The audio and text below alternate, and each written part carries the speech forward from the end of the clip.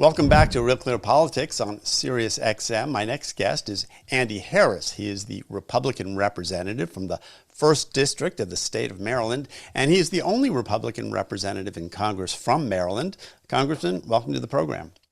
Good to be with you. So I wanted to talk to you about redistricting in Maryland, but also nationally. Let's start with Maryland. What do you hear, and what do you? Is there anything to fear in terms of redistricting coming up in the state? Well, we understand that the Democrat majority leader in the House of Delegates here is putting in a bill that says, basically if another state redistricts mid-cycle like Texas, that Maryland can do it.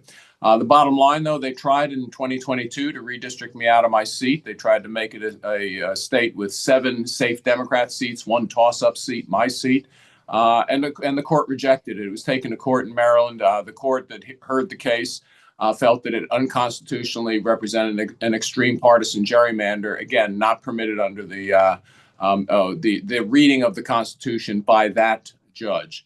A compromise was achieved that kept the 1st Congressional District a relatively safe Republican district and made the Western Maryland 6th District a toss-up district. But that was a compromise. It did not go to a higher court in Maryland. Some of the parties feared that if it went to a higher court, they might have actually drawn a completely nonpartisan map. And in that case, we'd have 2 Republicans and maybe even 3 Republicans in the delegation. And I think cooler heads prevailed. They kept the map more or less the way it was. And I think that that they should think twice about trying that again, because we didn't change the Maryland Constitution. The bottom line is Maryland courts could rule that if you are going to redistrict, then you might have to have a completely nonpartisan gerrymander, and that would result in gaining Republican seats, not losing the 1 Republican seat in Maryland. Yeah, so that is what's so fascinating about this, is because as it sort of rolls out, there's all these possibilities and unintended consequences. So each state is different. But what about this idea that's been floated in the House now of a law that would stop the sort of mid-cycle redistricting entirely? Would you be for something like that? Well, the law does allow mid-cycle redistricting for the purposes of allocation of funds, not for the purposes of apportioning congressional districts. I think that we probably shouldn't have mid-cycle redistricting, but again, we didn't start it. The fact of the matter is, Mark Elias and the Democrats and Mr. Holder, Eric Holder, started it by taking cases to court so close to the redistrict, to the decennial redistricting, that the courts basically said, well, you're going to have your normal decennial redistricting, but then you're going to have to do a mid-cycle redistricting right after. So the Democrats started it by going to courts and started this process. Again, 20 years ago, no state was doing redistricting in between cycles. Then some had to do it in response to some of the Democrat court cases. And now Texas is just saying, well, we don't need a court. We're just going to go ahead and redistrict. I think we should put the genie back in the bottle. But again, that would mean that you'd have to agree not to challenge redistricting maps in court mid-cycle either. Yeah, Eric Holder is the former Attorney General, of course, and Mark Elias is a Democratic super lawyer who has been very involved in a number of election cases.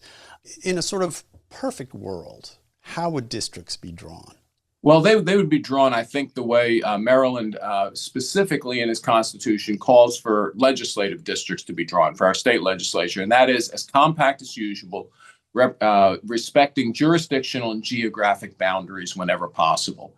I think that makes the most sense. That will keep, again, areas of common interest, common jurisdiction, still united in the federal redistricting.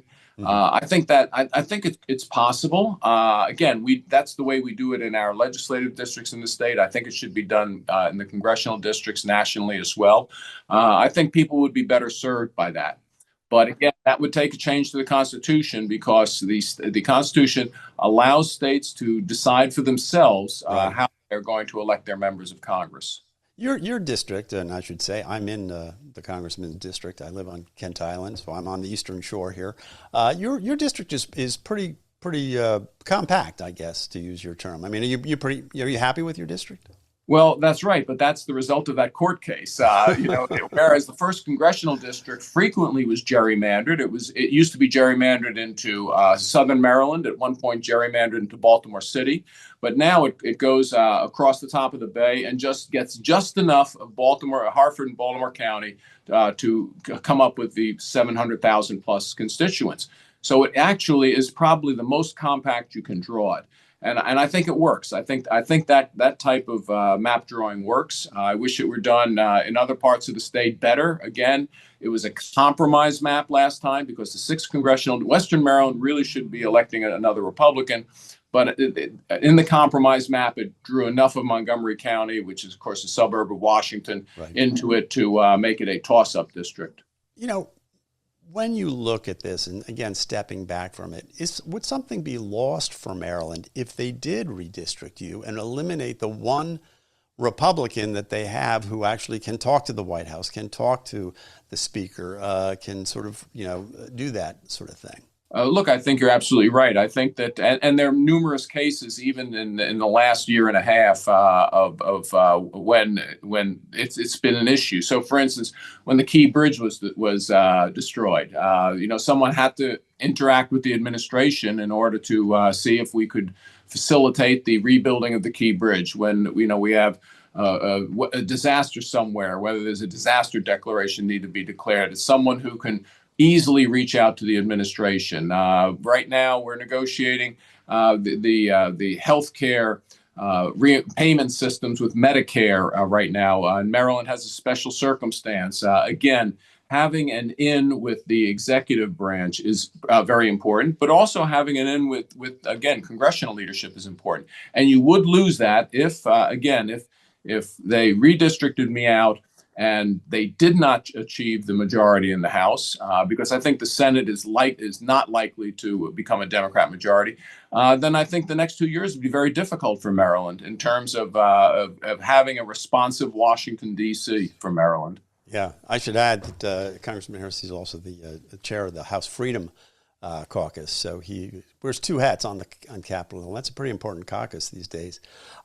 When you step back from this again and look at it, where do you think this ends up? I mean, if just in two ways, really. One is, did the Republicans really gain that much at the end of the day if California and New York and all these other states get involved? I mean, is it a wash?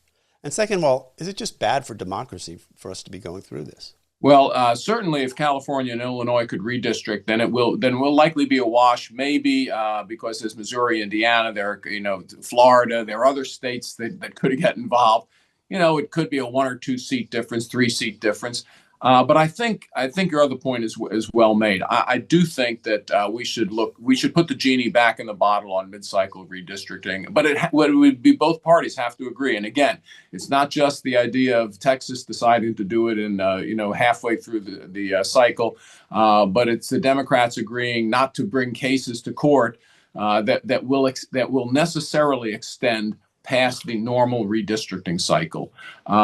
You'd have to have agreement on both sides, and right now both sides are arming up.